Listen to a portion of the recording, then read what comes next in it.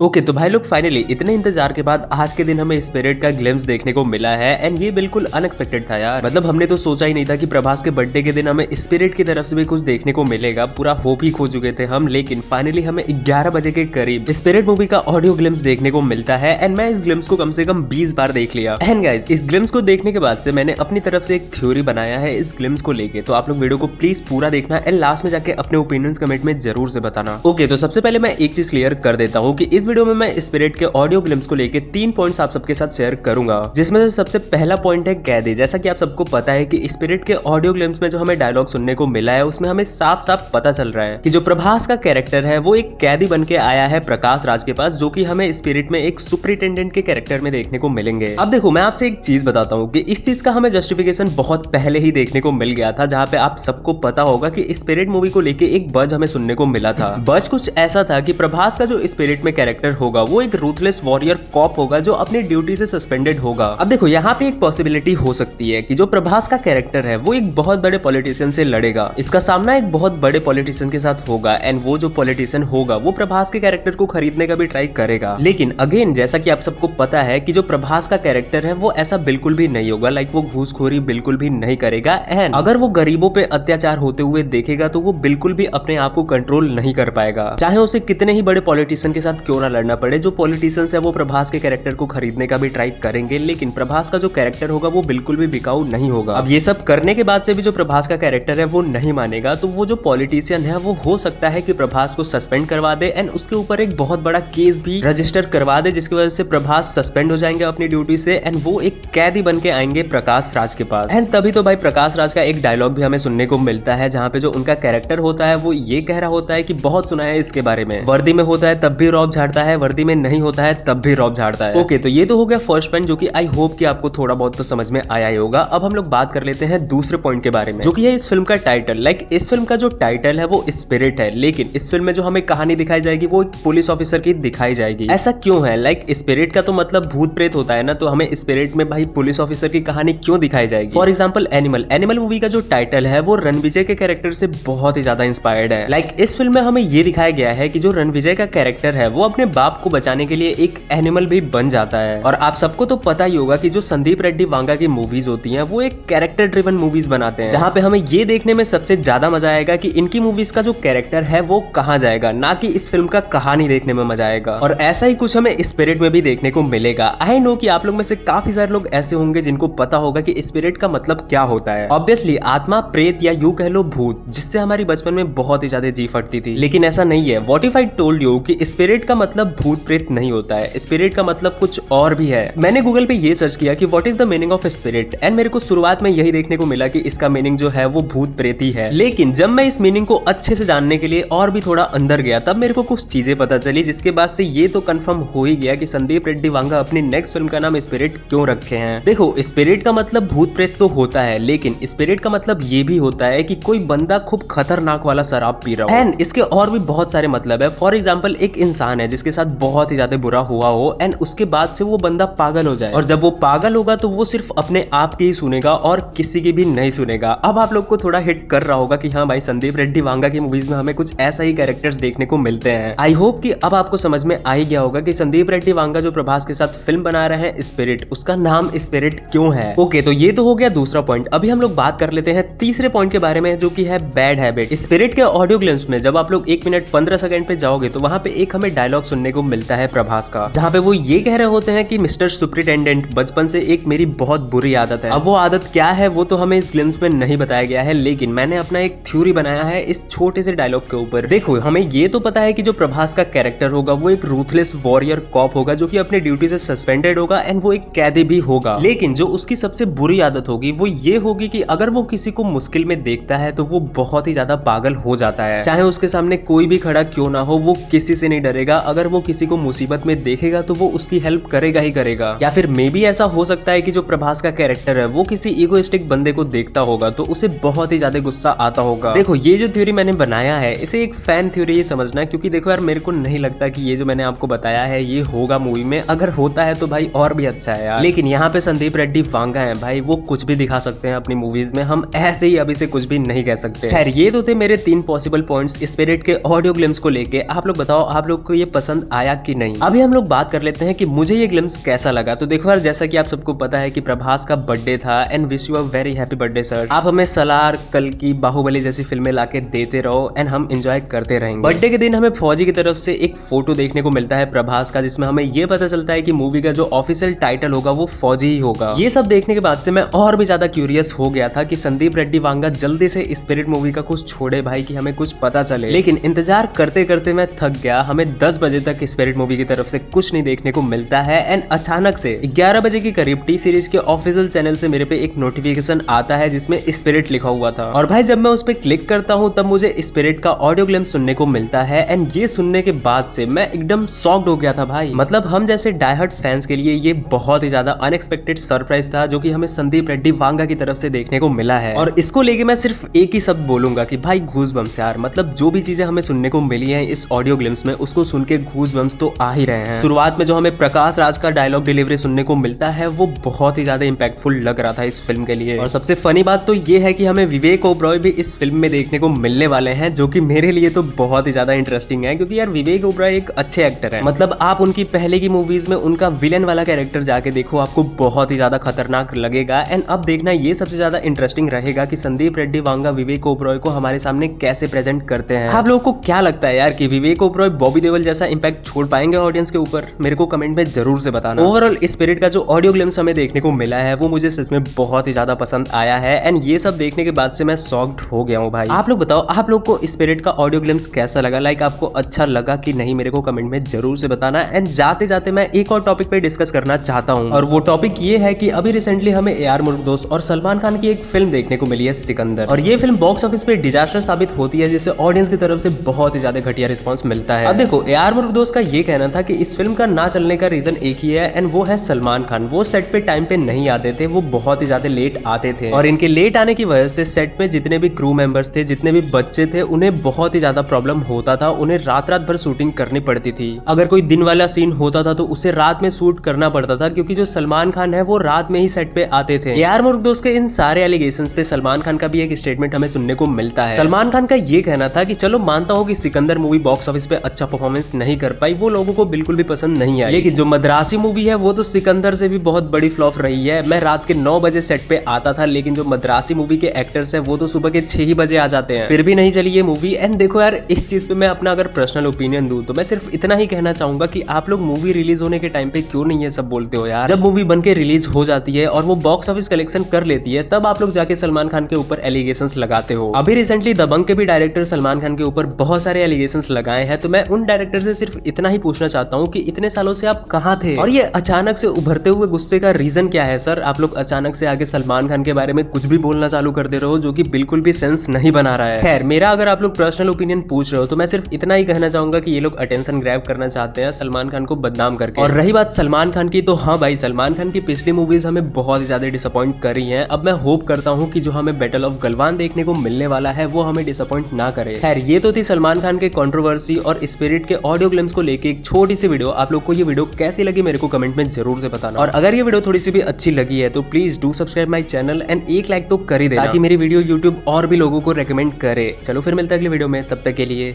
Bye bye.